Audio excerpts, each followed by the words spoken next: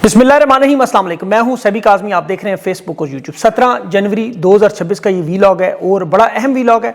इसे आपने गौर से सुनना है, समझना है। पहले अहम खबरें आपके सामने रखूं। जो एस्टेब्लिशमेंट इस वक्त बंद गली से निकलने का फार्मूला महमूद अचकज़ई ने बताया और ये बड़ी ऑफर है, खान के दस्तखत करवाने की यकीन दहानी भी है। और 8 फरवरी से पहले स्ट्रीट मूवमेंट बड़े ज़ोरों शोर से। सुहेल आफरीदी वादी तीरा के दबंग दौरे के बाद हज़ारा रवाना, बड़े मार्च की तैयारी। कराची में तहरीक तहफ़्फ़ुज़ आइन के डेरे, छोटी बड़ी तमाम अहम शख्सियात से मुलाकातें, पहिया जाम हड़ताल में शिरकत। तहरीक इंसाफ क़यादत क्या कर रही है?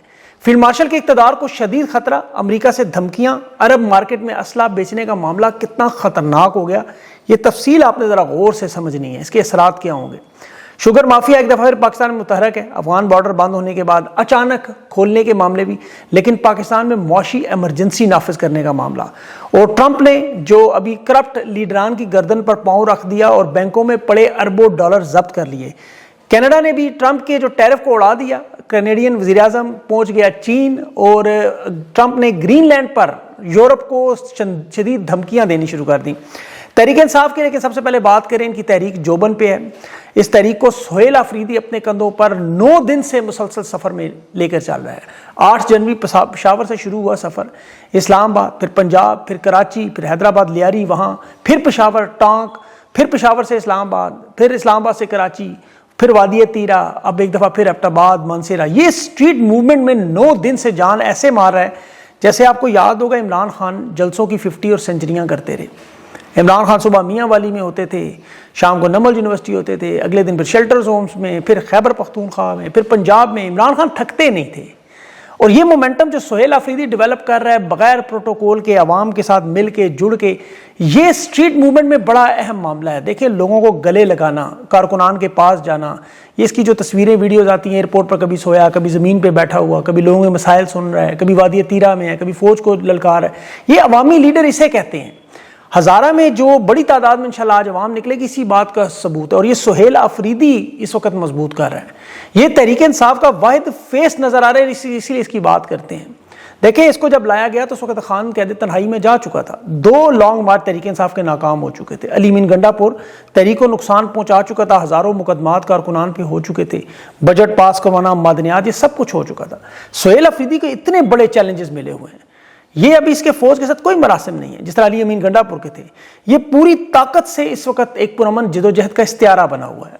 अवाम को इकट्ठा कर रहे हैं, उनके साथ एतमाद का मामला जोड़ रहा है, क्योंकि अवाम बदएतमादी में थी। ये 3 हफ्ते सिर्फ आप देखें सुहेल आफरीदी के, पाकिस्तान का क्यों पॉपुलर लीडर बन चुका है इस वक्त। इस पर अब तनकीद क्यों हो रही है? एक तो ज़ाहिर है तनकीद करने वाले लोग आप जानते हैं, अली अमीन गंडापुर के पुराने लोग हैं। एक जो हमेशा ही आपको पता है तनकीद करते रहते हैं बगैर किसी वजह के भी। और कुछ लोग मायूस भी नजर आते हैं, जिन्हें गिला शिकवा लगता है ये कुछ बदल नहीं रहा, 3 साल से बड़ा कुछ हो रहा है। ये तहरीक है। खान की रिहाई, खान की कैद तन्हाई। अब देखिए, अडयाला जेल के बाहर जो MNAs MPS टिकट होल्डर्स नहीं आते, तहरीक इंसाफ की लीडरशिप में लाए अमल जो हम मांगते रहे, अब उन्हें लाए अमल तो महमूद अचकज़ई और अल्लामा नासिर अब्बास ने दे दिए। खान को इन लोगों को क्यों सामने लाना पड़ा कि ये लोग लाए अमल तक नहीं दे सकते थे, और ये भी देना पड़ा तहरीक तहफ़्फ़ुज़ आइन को, और उन्होंने बड़ी अक्लमंदी से दिया। ये 8 फरवरी पहिया जाम शटरडाउन हड़ताल पूरी दुनिया में ओवरसीज पाकिस्तानी का योम स्याह और अमन मार्च सिर्फ खैबर पख्तूनख्वा में। ये इन्होंने क्यों दिया? क्यों सड़कों पर निकलने का तहरीक इंसाफ को नहीं कहा कि इन्हें पता है ये वारदात करते हैं, ये तस्वीरें बना के गायब हो जाते हैं या फिर साइड पे होते हैं। पहिया जाम से मुआशी झटका, दूसरा अवामी राय एस्टेब्लिशमेंट को बताना कि अवाम कितनी नफरत करती है। 8 फरवरी तक इमरान खान से इन्होंने मुलाकातें बंद करवाई हैं। अगले मरहले में ज़ाहिर ये 8 फरवरी के बाद मुलाकातें करवाएंगे तो खान की कॉल स्ट्रीट मूवमेंट शाहराहों को बंद करने की आई, हर शहर डी चौक बनाने की। मैं आपको बता रहा हूँ, याद रखिएगा, ये रमज़ान में भी होगा और ईद के बाद फिर इसके नताइज आपको सामने नजर आएंगे, क्योंकि इस दौरान मुआशी जो बड़े झटके हैं, जो हालात हैं, जो मैं आपको आगे चल के बताता हूँ वो क्या असरात देंगे। तहरीक इंसाफ की टॉप लीडरशिप जिसमें 10 लोग हैं। अब मेरी कोशिश होगी इंटरव्यूज में इनके नाम और तस्वीरें भी आपको दिखाऊं, यहाँ वक्त होता नहीं है। 8 फरवरी की जो कॉल को कामयाब की बजाय नाकाम कर रहे हैं। देखिए, सेंट्रल लीडरशिप सलमान अकरम राजा, बैरिस्टर गौर, शेख वकास, अली मोहम्मद खान, ये जितने भी लोग हैं इनके, ये सारे के सारे सियासी कमेटी के भी कुछ स्ट्रेटजी आपको नजर आ रही है 8 फरवरी की कॉल पे? ये ताजरों के साथ, सनतकारों के साथ, चेंबर ऑफ कॉमर्स, मजदूर, किसान, इनके साथ कोई मीटिंग कर रहे हो, कोई मुलाकातें कर रहे हो। 90 लाख रुपए तनख्वाह कौमी असम्बली के, 1 लाख के वाउचर। खुद बैरिस्टर गौर ने बताया ये पार्लियामेंटेरियन गधे के सर से सींग की तरह गायब है। انہیں انشاءاللہ ضرور ایکسپوز کریں گے، اور ان وکلا رہنماؤں کو بھی. انتظار پنجوتا صاحب آپ کو پتہ ہے یہ تمام الیکشن وکلا عمران خان کے نام پہ جیتے، تمام کے تمام. یہ کبھی ہائی کورٹ کے باہر آپ کو نظر آئے عمران خان کے کیسز میں کہ کبھی وہاں دھرنا دے کے بیٹھے ہوں؟ یہ ہر منگل کو توہین عدالت ہوتی ہے. کیا انہوں نے کوئی پٹیشن دائر کی؟ کیا ان وکلا کی طرف سے سپریم کورٹ کے باہر آپ نے کبھی کوئی احتجاج دیکھا؟ یہ سارے کے سارے رہنما آپ کو میں حقیقت بتاؤں تو کمپرومائز لگتے ہیں. خان نے یہ معاملات اسی لیے تحریک تحفظ آئین کو دیے ہیں. عمران خان کو پتہ ہے کیا کر رہے ہیں، لیکن انشاءاللہ ان لوگوں کے نام اور تصاویر آپ کے سامنے رکھوں گا اور ہم سب رکھیں گے. اور محمود اچکزئی کا دیکھیں اب معاملہ جو ہے یہ مذاکرات کا جو معاملہ ہے، یہ ان کا پہلے تو نوٹیفیکیشن آپ دیکھیں کیوں ہوا. یہاں آپ کو ایک تھوڑی تفصیل بتاؤں. پاکستان کی عوام کو یہ پتہ ہے کہ اسٹیبلشمنٹ نون لیگ پیپلز پارٹی کی عادت ہے یہ، اور یہ جانتے ہیں کہ یہ پھنس چکے ہیں بند گلی میں، اور محمود اچکزئی انہیں شاید اس گلی سے نکال سکتا ہے، ورنہ اس کا سخت انداز عدلیہ، اسٹیبلشمنٹ، فوجی جرنیلوں کے بارے میں وہ سب جانتے ہیں. اپوزیشن لیڈر بننے کے بعد بلکہ پہلا بیان دیکھیں کیا ہے کہ 80 لوگوں کو آپ نے گولیاں ماری، آپ نے دہشت گرد بھی ڈکلیئر کر دیں. یعنی یہ اس موقع پر قائم ہے.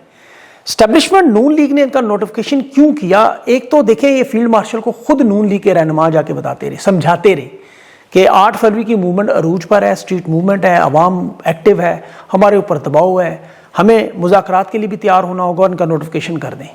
کیونکہ ایک طرف بھرپور معاشی ناکامیاں ہیں، دوسری طرف عوام کی نفرت ہے، تیسری طرف نظام پورا دلدل میں پھنسا ہوا ہے، عوامی مقبولیت ہمارے پاس ہے نہیں، معاشی کارکردگی ہماری زیرو ہے، اور جو ہمارے پاس حمایت ہے وہ تو ہم آپ کو دے چکے ہیں فیلڈ مارشل صاحب، تو ہمارے پاس تو کچھ بچے ہی نہیں. اب آئے محمود اچکزئی کی چھتری تلے کچھ تھوڑی سی سیاسی ساکھ بچا لیں، کچھ اپنی کارکردگی کو پردہ ڈالیں، کچھ آپ کے اوپر ہم دباؤ ڈالیں، کچھ ہمارے اوپر آپ، اور عوام کو دکھائیں ہم سیاسی جماعت ہیں. یہ نوٹیفیکیشن کر دیتے ہیں، نہ بات بنی تو ڈالتے ہیں، نائل کروا لیں گے جب دل چاہ. لیکن محمود اچکزئی نے پورا فارمولہ وہ بتا دیا جو عمران خان نے کہا، بلکہ ساتھ یہ گارنٹی دی کہ ان معاملات پر متفق ہوں تو خان سے وہ دستخط بھی لے لیں گے. اب وہ معاملات کیا ہیں؟ آئین کی بالادستی، عدالتیں آزاد، سب کچھ آزاد، قومی حکومت یعنی تمام جماعتوں کو ملا کے 4 مہینوں میں نیا الیکشن، موجودہ حکمران استعفیٰ دیں یعنی جو فارم 47 نظام ہے، اور ایک منتخب پارلیمنٹ عوام کی آئے. پھر معدنیات کا معاملہ وہاں صوبے حل کریں، پالیسی ہم نے. اب یہ دیکھیں وہ معاملات اور مطالبات ہیں جس کی اصل نظریہ لڑائی ہے. اصل وجہ یہی تھی، عمران خان بھی یہی کہہ رہے تھے جیل جانے سے پہلے بھی، جیل جانے کے بعد بھی، اور عمران خان کو جیل میں رکھنے کی وجہ بھی یہی نظریہ ہے. اب یہی ایک راستہ اسٹیبلشمنٹ کو بند گلی سے نکالنے کا بھی ہے، کیونکہ جو حالات میں آپ کو آگے بتانے لگا ہوں وہ آپ کو اندازہ ہوگا کہ معاشی ایمرجنسی اس وقت لگ چکی ہے. پھر جو عرب دنیا کے ساتھ آپ معاملات دیکھ رہے ہیں، اب ان کے اثرات لازمی پاکستان آئیں گے، یہ ہو ہی نہیں سکتا نہ آئیں. میں آپ کو یہ خبریں اپنا تجزیہ دیتا ہوں. یہ جو فیلڈ مارشل کا اقتدار کا کھیل ہے یہ انجام کی طرف جائے گا، اور جلد از جلد جائے گا، کیونکہ 2 ہاتھیوں کی لڑائی میں گھاس کا جو انجام ہوتا ہے وہی ان کا ہونا ہے. یہ جو خطرناک کھیل پاکستان کی تاریخ میں بلاک سیاست سے ہمیشہ بچنے کی کوشش تھی، پچھلے 3 سال میں فیلڈ مارشل نے بھی بڑی کامیابی سے کیا، بچ گئے کہ تعلقات کو بیلنس کیا جائے. اب وہ ہونا ناممکن نظر آ رہا ہے، اور تاریخ گواہ ہے کہ جب بھی کوئی چھوٹا ملک یا درمیانہ ملک بڑے بلاک کی لڑائی میں فریق بنے تو بڑی بھاری قیمت بنے. سرد جنگ میں ویتنام، کوریا، افغانستان، امریکہ اور سوویت یونین کی بلاک سیاست میں بہت بڑا ایندھن بنے. آج بھی یمن، شام اور لیبیا اس کی بدترین مثالیں ہیں. جو بلاک ریاست اس وقت عرب دنیا میں سیاست بن چکی ہے، جس میں سعودی عرب اور عرب امارات 2 حصوں میں تقسیم ہے، باقاعدہ جنگیں ہو رہی ہیں، باقاعدہ مفادات کا ٹکراؤ ہے، اور یہ 2 دھڑوں میں دنیا بانٹ چکی ہے. میدان ہے 4، سوڈان، لیبیا، یمن اور صومالیہ، اور طاقت کا ہے کھیل. معاشی مرکز بھی بننا ہے، جنگی اعتبار سے مسلز بھی دکھانے ہیں. یعنی 2 ہاتھی اس وقت بھرپور لڑائی کر رہے ہیں، اور ایک کا ہارنا لازمی ہے. عرب امارات کے ساتھ کھڑا ہے اسرائیل، اور سعودی عرب ہے آزاد، اپنی پالیسی آزاد چین اور روس کے ساتھ بنا رہے ہیں. ذرا سے غور سے سمجھیں کہ پاکستان کو ان میں سے کسی کا بھی ایک ساتھ دینا لازمی ہے، اور مجبور ہو گئی. اس کی وجہ اپنے ملک کے اندر جو داخلی بدامنی مسائل ہیں، پھر ایران جیسے مظاہروں کا خطرہ، سیاسی فسادات کا معاملہ، معاشیت میں استحکام کا معاملہ، اور ایک بھی ان میں ناراض ہوا تو معیشت کا تختہ الٹ جائے گا. یہ فیلڈ مارشل نے جو دفاعی سودے کیے ہیں، یہ اس جنگ میں اپنے آپ کو الجھا دیا ہے کہ ایک بھی ناکام ہوا تو نہ صرف عالمی پابندیاں ہیں بلکہ ملک کے اندر نظام، عوامی اور انٹرنیشنل دباؤ بھی ناممکن ہے. کیونکہ یہ تاریخ بتا رہی ہے کہ جب معیشت بیٹھ جائے، خارجہ پالیسی ناکام ہو جائے تو پھر اقتدار میں تبدیلی ہوتی ہے، چھوٹے کیا نہیں اٹھتے ہیں. ابھی یہ جو ہتھیاروں کی فروخت، یہ صرف چند $100 ملین کا منافع ہے.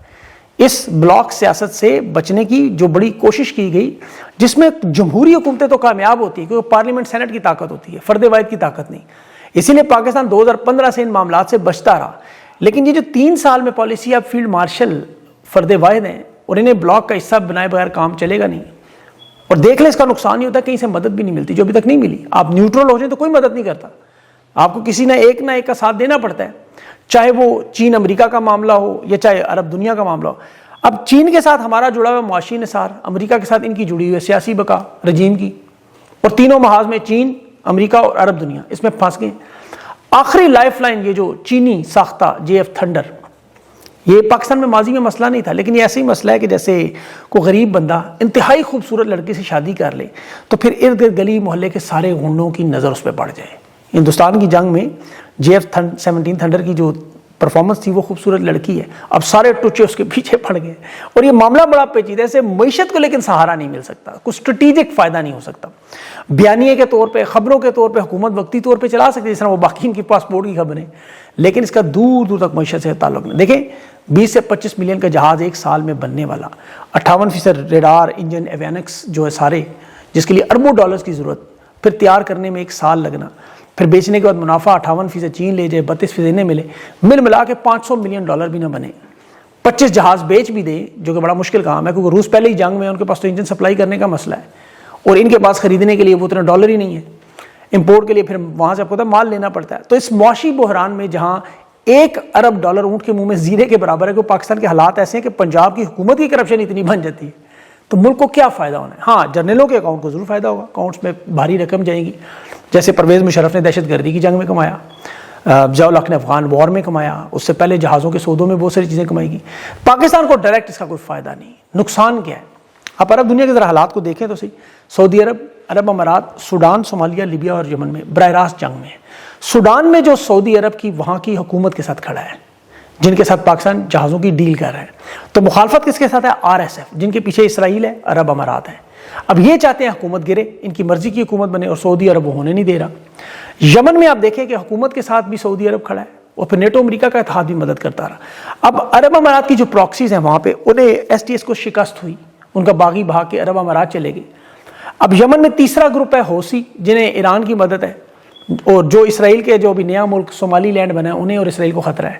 اب صومالیہ میں سرکاری حکومت کی مدد کون کر رہا ہے؟ فوجی تعاون کون کر رہا ہے؟ سعودی عرب. اور اسرائیل اور عرب امارات وہاں مخالف ہیں، ایک حصہ توڑ کے صومالی لینڈ بنا چکے ہیں. تو یہ تمام عرب ممالک سعودی عرب کے ساتھ کھڑے. اب آ جائیں آپ لیبیا میں، وہاں بھی سعودی عرب اور ترکی دونوں حکومت کے ساتھ ہیں. مخالف کون ہے؟ خلیفہ ہفتاد، جس کے ساتھ عرب امارات ہے، اور فیلڈ مارشل نے بھی جہازوں کی ڈیل کے $4 ارب کا معاملہ. اب آپ یہ سب سوچیں کہ جو کچھ میں نے آپ کو بتایا، اتنی کھچڑی، اتنا مغلوبہ، یہ شاید آپ لکھ کر اپنے سم 2-3 دفعہ یا اس کو 2-3 دفعہ سنیں تو سمجھ آئے.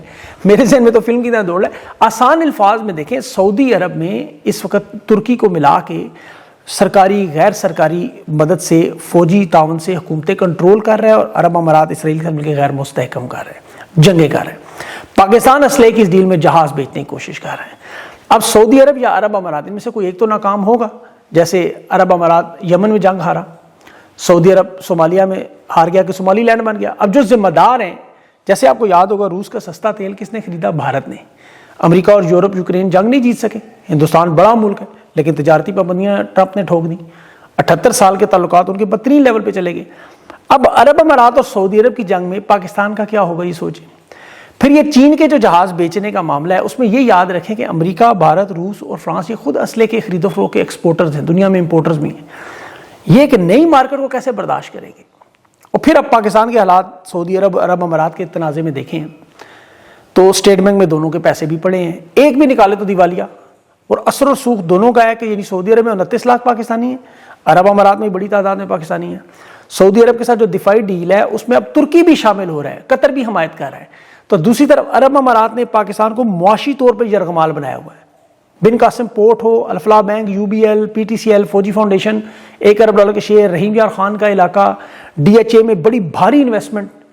اب یہ اور سب سے بڑھ کر اشرافیہ کی لوٹی ہوئی مال و دولت کا $1000 ارب کی دبئی میں کالا دھن پراپرٹی مارکیٹ میں، ان کے ساتھ اسرائیل بھی کھڑا ہے.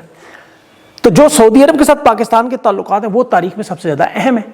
یہ میں آپ کو اس لیے کہہ رہا ہوں کہ یہ پھر اقتدار کس کا خطرے میں، آپ خود سوچیں. جو ناراض ہوگا وہ پھٹا چک دے گا. اب اس میں زیادہ وقت نہیں لگنا. اور یہ جو معاشی دلدل ہے یہ اسی لیے دن بدن گہری ہوتی جا رہی ہے کہ اب معاشی ایمرجنسی لگانے تک غور کیا جا رہا ہے. کیونکہ ملٹی نیشنل کمپنیاں، سرمایہ کار، ریل اسٹیٹ انڈسٹری، صنعت کار، تاجر، یہ جا رہے ہیں, پاکستان کی عوام شدید ترین مشکل میں ہے. سرمایہ کاری دبئی منتقل ہو رہی ہے, ٹیکس کلیکشن جو 20% صرف بینکوں کو ملتی ہے وہ بھی سود کی مد میں, اسٹاک ایکسچینج میں بھی جو شیئر ہے اس میں بینکوں کا بڑھ رہا ہے. تو ایک ناکام معاشی طاقت کا ایک ایسا دھچکا جو سوویت یونین نہیں برداشت کر سکا, یہ کیسے کرے گی؟ پھر اوپر سے یہ دنیا میں جو نئی ڈاکٹرائن ہے اس وقت, ورلڈ آرڈر ہے, آپ کو پتہ ہے نئے اتحاد بن رہے ہیں, ورلڈ رینکنگ بدل رہی ہے. چین اس وقت معاشی طور پر سپر پاور بن چکا ہے, نمبر 1, اور امریکہ اور بھارت اسی پوزیشن کی رینکنگ میں لڑ رہے ہیں. اب جو 2 بلاکس ہیں جس میں سپر پاور کا فلسفہ, معاشی فلسفہ, جنگی طاقت, اس میں آپ دیکھیں تو بعد میں پھر رجیم چینج, اقتدار, یہ تبدیلیاں, معاملات اسی طرف آتے ہیں. پہلے ایک ہی ٹھیکیدار ہوا کرتا تھا امریکہ, اب چین نیا ٹھیکیدار ہے, وہ براہ راست کسی جنگ میں جاتا نہیں لیکن دوسرے ممالک کو امریکہ کے خلاف کھڑا تو کرتا ہے. ابھی کینیڈا دیکھیں, انہوں نے کھڑا کر دیا, ٹیرف کی پوری اڑا کے رکھ دی ٹرمپ کی. تو 2 دن آپ دیکھیں کہ ایران کے ساتھ جو تجارت اور ٹیرف کی دھمکیاں لگتی نہیں, یا 2 دن وہ لگاتا رہا ٹرمپ, بلکہ پرسوں لگائیں سے دھمکیاں. اب دیکھیں کہ وہ آج گرین لینڈ کے معاملے پر یورپ کو لگا رہے دھمکیاں کہ ہم پابندیاں لگا دیں گے, ٹیرف لگا دیں گے. اور اس وقت یورپی یونین, نیٹو, ایک بہت بڑی معاشی اور فوجی طاقت بننا, برکس کا کنٹرول کرنا, یہ اصل میں معاملات پاکستان میں پھر اقتدار کی تبدیلی کا آغاز تو ہونا ہی ہونا ہے. یہ تو یاد رکھیں, یہ کسی وقت بڑا جھٹکا لگنا ہے. اور یاد رکھیں پاکستان کے اندر یہ آپ کو بہت مضبوط بلا شبہ نظر آئیں کہ ادارے سارے بنے, لیکن یہ ایک جھٹکا لگتا ہے, ایک جھٹکے سے سارا کام ختم. اب وہ جھٹکا لگنا کب ہے اور کس طرف سے آنا ہے, بس اس کی دیر ہے. پاکستانی عوام اگر اس دوران پرامن انداز میں اپنے مسائل کے لیے 8 فروری کو ہی فرض کرے پورا پاکستان بند ہوتا ہے, اور پنجاب میں جو تحریک انصاف کے لوگ ہیں وہ اگر جاگ جاتے ہیں, یہ جو قیادت کی میں بات کر رہا ہوں, یہ اس وقت ان کا بڑا اہم معاملہ ہے. اور اسی لیے میں کہہ رہا ہوں کہ ہم جو انٹرویوز کریں گے اس میں تفصیل سے ان لوگوں کی بتائیں گے تاکہ ان لوگوں پر دباؤ پڑے اور یہ اپنے لیے نکلیں. جو کمپرومائز ہیں, خاموش ہیں, بزدل ہیں, کسی بھی وجہ سے وہ لوگ سامنے آئیں یا پھر وہ ہٹ جائیں. اس کا تو طریقہ دوسرا تیسرا راستہ ہی نہیں ہے. تو اس پہ انشاءاللہ آپ تفصیل دیکھیے گا.